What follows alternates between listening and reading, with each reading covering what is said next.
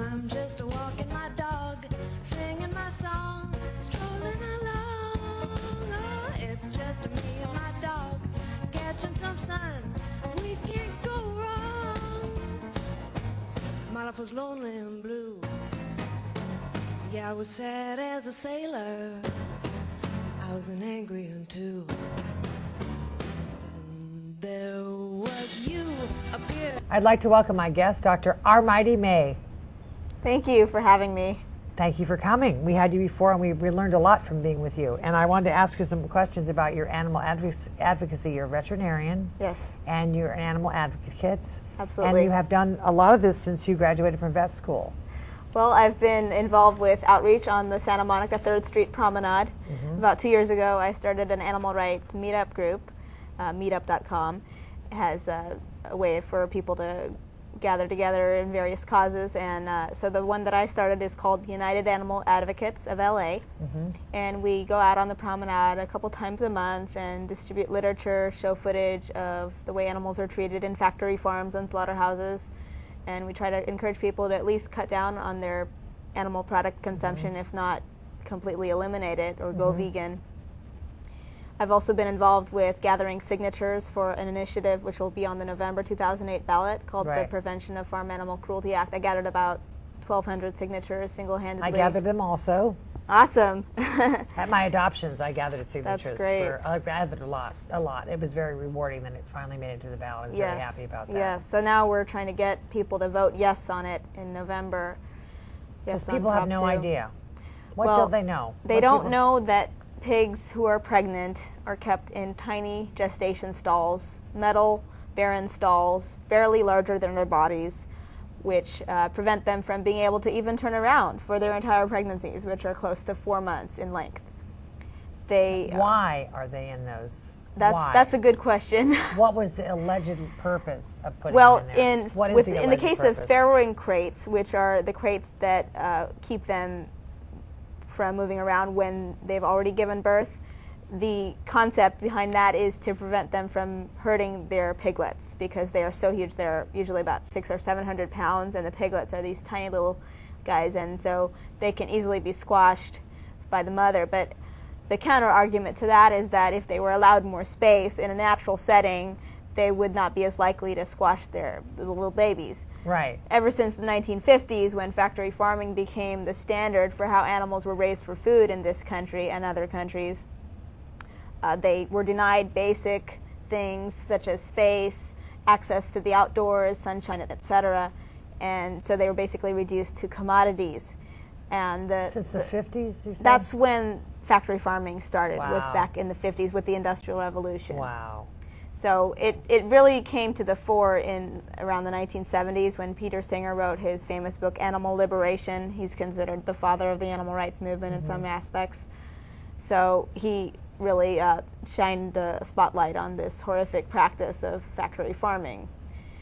And this initiative is aimed at eliminating gestation crates, battery cages, and what are veal battery crates. cages for people that don't know? Battery cages are tiny metal cages which enclose about 7 to 9 hens per cage, and each hen has typically less than an 8.5 by 11 sheet of paper worth of space, which is not even enough space to spread her wings, let alone engage in natural behaviors such as nesting, dust bathing, perching. Even walking isn't feasible for these little guys. They're crammed so tightly, and some of them develop bone problems. Sometimes their feet grow around the wire cages because they can't even move. So it's really a terrible thing that's going on, and it needs to be stopped. So hopefully with the passage of this bill... And what about veal? That's even like the worst. Veal crates, yes, those are the crates that enclose the male calves born to the dairy cows. See, in the dairy industry, the primary objective is getting as many cows to produce as much milk as they can, right, to maximize their profits. So since the boy cows don't produce milk, they are of no use to the dairy industry. So they're actually torn from their mothers on their first day of life, taken to a veal production facility, and kept away from their other conspecifics, their other fellow calves, not allowed any interaction, not allowed any exercise, sometimes even deprived of sunlight. They're fed a diet which induces anemia, so their flesh will be tender and have that texture, which I don't know what it tastes like because I've never had veal in my life, and I never will, but apparently it has a tender texture, which is considered a delicacy. So horrible. And so since they're never exercised at all, they become flaccid, and they are slaughtered between 3 to 4 months of age. So this bill will also address that horrific practice. Oh my God. I've been trying to get as many people to support the bill, either through endorsements or, voting yes on election day, and of course gathering signatures to get it on the ballot. Right, does it look good? It looks good. I mean, we got it on the ballot. We got it on the ballot, which is great. However, the opposition is really rallying their support, and of course their supporters are the animal abusers. Right. They've raised millions of dollars to date, and it's a bit of a concern as to what they're going to try and pull at the last minute. They're trying to scare people into thinking false things, such as this will increase food safety concerns, which is actually the exact opposite. Because when animals are crowded in small quarters, there'd be more bacteria, they're actually more vulnerable to disease. They're more stressed, which of course lowers the immune system's capacity for fighting disease. Oh my God. What kind of work did you do as a veterinarian? I mean, with this, you learned a lot about this because you became interested in it. Oh, here's what I was going to ask you. When you're doing the outreach, do you find people coming back to you and saying, thank you, I learned something, I've changed my life? Does that happen? There's a whole spectrum of reactions we get. Some people who walk by don't pay much attention. Others look at the screen and start crying. Others don't want to dwell on it. They don't want to ruin their Saturday night. So we get a variety of responses from people, but I think that we definitely do make an impact, because I have seen and heard feedback that reinforces the fact that there are people who are exposed to this and then decide to make changes for the better in their own diets. And just planting that seed sometimes is what we need to do, and then people will go on with their lives and make choices based on what they know. And a lot of people just don't know what's happening. Right. I mean, that's a big thing. And so that's a big thing that needs to be addressed, is just educating people. Right. I mean, I do my adoptions in like Santa Monica, and they act like they don't know the animals are killed in the pound. And I'm like, I think people push it out because it's painful, and they don't want to address that.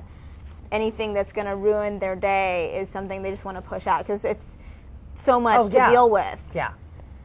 And they don't want their children to know anything about it. It's But of course, this whole thing comes back again to haunt us, not only with the karma of it, but even just the diet affecting our health, with heart disease, cancer, diabetes, stroke, global warming. I mean, global warming has now been pretty much proven to be a fact. Wow, what a surprise. Most scientists are in agreement that that's what's going on. Right. And now the United Nations, just 2 years ago, actually came out with a report which showed that the cattle industry is a greater contributor to global warming than the automobile industry. Yeah. So by going vegan, we can actually reduce global warming much more than. And that is not going to sink into anybody. That is like, what are you talking about? How does that get in there? How do you get it in there? What do you think is the most pressing issues, in the animal movement, welfare? I think it really boils down to the way animals are viewed in society. That's the crux of it.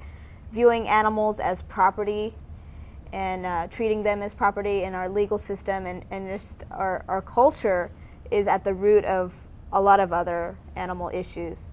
So once we can recognize that they are deserving of respect, they are sentient beings capable of suffering and joy, and they deserve our respect, we will be able to make a lot of positive progress for them. I mean, I'm always appalled at the fact that we're endangered. We are endangering species. We did that. Yes. They didn't just happen to be like, they're not dying off because it was like a natural thing. It's been more our cause than anything else, and that is absolutely it infuriates me. I'm just glad I won't be around that much longer. It breaks my heart, to think that we have the right to destroy other species, or that man should have a right to do to nature what they do. It's unbelievable. Now, there's something else I want to ask you. People have animals. They want to do vegetarian dog food, cat food. What's the story on that? How can they find out about that, and how good is it for the animals? Because a lot of the animals are carnivores. For dogs, a vegetarian or vegan diet is absolutely doable. They are technically considered omnivores, so they can do quite well on a vegetarian or vegan diet as long as it's nutritionally complete, meeting all their necessary nutritional requirements. And there are several reputable dog food companies that either make a vegetarian formula along with their other formulas, or there are a few that make exclusively vegetarian dog food, such as V Dog Food and Evolution. So those can be ordered online. Evolution can be ordered from petfoodshop.com, and then V Dog Food from... Is there any that people could just walk in and buy that you know? Yes, absolutely. Whole Foods Market sells several brands. I believe Natural Balance and also Pet Guard offer a vegetarian formula. That's great. What about for kitties? What's now the story for with cats, kitties? it's more complicated. They Cats are... pain. I like kitties. I'm just kidding. I like cats too. I have 2 of them at home. Cats are naturally carnivorous, so their bodies are naturally designed to process meat, and even if a food is nutritionally complete, meaning even if it meets all of their amino acid requirements, their fatty acid requirements, and so forth, it still can present a problem because meat is more acidic than plant-based foods. So a plant-based diet for a cat, even if it's meeting all of their nutritional requirements, can actually make their urine more alkaline than it is supposed to be, and that can lead to crystal formation, which can be a problem, especially for male cats. That's right, yeah. And they can actually get into trouble because they can get blocked, and that's a big nightmare when that happens. So what would you recommend trying to be as humane as possible to feed your kitties? Well, if someone is really committed to feeding their cat vegan, what I would advise is gradually transitioning to that diet, and then taking your cat into your vet and having the urine checked to make sure it's not too alkaline. Because if it's getting too alkaline, there may be an alternate diet that's recommended, or possibly a urinary acidifier. But that's something that really has to be done with the guidance of a veterinarian. It's not something that can just be standardly recommended across the board. If you couldn't do that, would you have a recommendation of Then I would say maybe someone should consider not having a cat as a pet if they find that ethically it's too much of an issue or a problem. I hate to go there. I hate to do that. Oh, it's really difficult. Or feed them 50-50, some meat-based food, some vegan food. Also, what about fish? Well, fish is also acidic. I mean, are you talking about from an ethical standpoint or a dietary standpoint? Dietary, I imagine. I mean, tuna. Also our oceans are being depleted. So I think it's it's a complex problem. But yeah. They are lower on the chain, I suppose, but they still do feel pain. I think. No. But what I meant was, as far as if you have to give your cat some protein. Yes. Which protein would you give your cat if you're trying to be minimal? And the benefit of which protein would be best for your cat? It's not so much about the protein source as it is whether the protein source is from a plant or an animal, because it has to do again with the acidity of the food, and meat or fish is more acidic than a plant-based diet. Okay. Some cats do fine with vegan food, and I've heard many success stories, but I've also encountered cases where cats do poorly on a vegan diet, especially if the urine is not monitored or if the cat has a predisposition to forming crystals. Right. So if someone is committed to doing that, they just need to be keeping up with taking the cat in to have the urine checked and making sure that it's not getting too many crystals or too alkaline of a urine pH. How do we get people more interested in caring for animals, do you think? How do you think that can happen? I think we need to show by example, lead by example, show people that we are happy and joyful. We're not just angry all the time. And that's hard sometimes because the issues that we deal with are difficult as advocates for these animals. And it's easy to fall into a state of negative emotions, of sadness and anger, which is completely understandable. But it doesn't serve the cause. And so we need to channel that into constructive activism, outreach, education, humane education of young people is huge. Right. I think that's really where we need to be focusing a lot of our energy. And one of the things I do, I'm a board director of United Animal Nations, which is a animal welfare organization that helps with rescuing animals from disaster situations, such as with Hurricane Katrina and floods, fires, all kinds of situations. And one branch of what they do is reaching out in schools and giving them stories about the human-animal bond and just getting people in touch with animals. A lot of people, especially kids in inner cities, don't have access to animals. They don't even have dogs or cats. They don't understand that interaction. They don't have that. Or they have had a bad experience because they live in neighborhoods where people let their dogs out. And maybe they were bitten by a dog. So cultivating a culture where people interact with animals in a positive way and encouraging that, I think, is a good start. Getting people to see the connection between dogs and pigs. You know, they're both intelligent, they're both capable of suffering, they're both capable of love. Seeing that the species difference doesn't mean that one needs to be treated like an object and the other like you know, deserving of a Christmas present or something. Right. There should be more awareness of the other animals' interests. What do you think are, you know, the major challenges of the movement of animal welfare? What are the main challenges? I think we need to recognize that there is a negative stereotype that unfortunately has been perpetuated by some of the actions done by certain activists who have portrayed a negative, violent image, and that is something that can be countered through positive examples, through showing compassion to everyone, regardless of where their stance is, because a lot of times when people are opposed to something, it's because they don't understand it and they haven't done enough research. Once they realize that we're all about caring and compassion for everyone and that it's all connected, the environment, animals, people, our health, it's all connected, then we can really open doors and reach out to other people.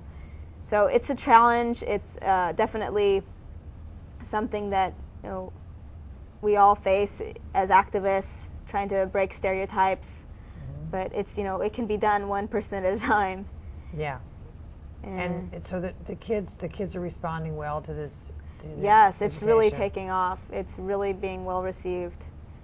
Because some of these kids, again, they have no experience with animals. They have no. I mean, I'll be at adoptions. I go, "Is my dog going to bite me?" I go, "Wow, my dog never bites. My dog kisses people. She French kisses people." Right. And it's not been I grew up with, you know, nice dogs, and I didn't grow up in a rough neighborhood where I had animals beating me up or coming after me or whatever. And it's just interesting. And how do you think we're going to be most effective in spreading the word? Just by compassion, you say? Vegan outreach, I think, is a really big thing that's going to make a big difference. I think there are so many facets to this movement, and we really have to choose our battles as individuals, because otherwise we'll get burned out. But in terms of helping the most number of animals for one's effort, considering we only have 24 hours in a day, I think encouraging people to adopt a vegan diet can save thousands of animals over that person's lifetime. And one of the things that I do, I sometimes go to concerts and I'll distribute leaflets, and I might hand out 100 or 200 leaflets in an hour or 2 hours. And I think that even if a few people who take those handouts go vegan or vegetarian or even cut back on their consumption of animal products, it's going to make a difference, and it's going to make more demand for vegetarian items in the stores. So that's going to really drive, you know, this whole trend towards. I mean, people are fat too because of eating meat and and abuse of animals. It's just that's why it's they're not making the connection. Yeah, and heart disease is an epidemic. Even people who are trim and fit supposedly, but eating animal products are dying of heart disease, and this is happening every single day. But, you know, the industry doesn't want you to know about it because they are concerned about their profits. So we need to outsmart them and think for ourselves. Where do you see the movement going in the next 20 years or so? I mean, do you think it's going to grow? I think so. I certainly hope so. I think that once Prop 2 is passed, we're going to see... Is this the only state in the country that has that kind of an... Well, Florida and Arizona, as well as Oregon, have already passed legislation to ban gestation crates. And veal crates have been banned in Arizona as well. But California is the first state to have legislation that would ban battery cages. Okay, great. So I think once that is in place, it's really going to start a national dialogue about the way we view animals, farmed animals in particular. And people are starting to wake up to this. And now that California is the biggest agricultural state in the union and is being faced with this measure, which it is the biggest, really? Yes, I had no idea. Yeah, 19 million egg-laying hens in California are going to be affected by this initiative. And now, so, what are they opposing? They need more space?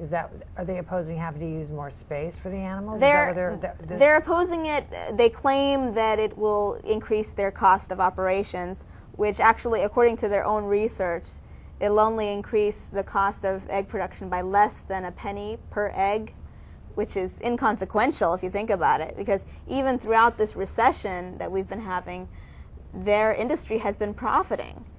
So it's like a ridiculous claim to say that they're going to have to suffer financially because they'll have to go cage-free or something like that. And there are already small family farm operations that are cage-free that are thriving and being able to sell their products. But I think also another important thing to recognize, even with this initiative, is that it's not a panacea for this problem. It only addresses their space. It does not address the way they're slaughtered. It does not address their enrichment or lack thereof. It does not address the debeaking, which is a painful procedure which cuts off the tips of their beaks. Because they're kept in such crammed quarters, they literally go berserk. And they peck at each other, because in the wild or in their natural outdoor setting where they had plenty of space, they would establish what's called a pecking order. We've heard of that term. Right. And when they're out in plenty of space, they can establish that one hen runs off, and they say, okay, you're the boss. But if they're in these tiny cages, they have nowhere to run. Oh my God. And so they can peck each other to death sometimes. So instead of allowing them more space, what does the industry do? They respond by actually cutting off the tips of their beaks. Oh and this is done without a painkiller. So these birds suffer tremendously. It's tender nerve tissue that is injured, and sometimes they can't even feed properly after this. And I've heard sometimes birds even starve to death. Oh my God. Oh my God. So this initiative, although it's really groundbreaking, it's a really modest measure. It doesn't address a lot of things. And something that a lot of people don't realize is that the Humane Slaughter Act doesn't even protect birds. And birds comprise over 95% of the animals slaughtered for food in this country. And it's also very poorly enforced. There have been numerous documentations of horrific abuse and mistreatment in slaughterhouses. I mean, first of all, how can you even say that it's a slaughterhouse? How humane is that? Well, it's an oxymoron. I know, it's great. How could you say a slaughterhouse is a humane place in the first place? That's crazy. Oh my God, I'm so upset. This is just, I hope people watch this show because I've learned a lot that I didn't know, and it's people don't know. They just don't know, but they don't want to know. Well, there's a great resource I'd recommend for people who are interested in learning on how they can become a vegan and be a healthy vegan, and that's veganoutreach.org. And they have a resource. One of their board members is people have their vegan potlucks. Maybe you can meet a nice mate. You can hook up with somebody nice that's a vegan, and that's always good. Because I guess people in LA care about that more than almost anything, whether or not they can hook up with somebody. So, but staying healthy as a vegan, making sure you have enough protein, B12, which is very doable. There's so many farmers markets, health food stores. Veganhealth.org has a great list of resources. And raw food is fun, isn't that fun? I love. Oh yeah, food. Well, if you've got time to do all the dehydrating and it's a lot of growing work. Sprouts and all I that. had a very delightful, one of my favorite meals I ever had was a raw meal. Yeah, I've had some raw food. I still think about it. Great. I still dream about that meal. It was a really good meal that I had. I love the raw cakes, the raw cheesecakes. Those are just heaven. On that note, we are very happy to have had you. Thank you so much, Dr. It's my pleasure. Armaiti. Armaiti. Armaiti. May. And you are in the area. You're making house calls. People can look for in the LA area. Yes. And you'll be doing more and more of the vegan outreach, and you'll be having your own practice. But One you're of doing these both days. One of these days. Yes. But you are available to help people with their pets too. Yes. Acupuncture also. That's great. Yes. Thank you so much for coming. You're welcome. Thank you. Thank you. We'll see you next time on Rescue Roundtable. I'm Mary Catalano. Thanks a lot. Bye bye.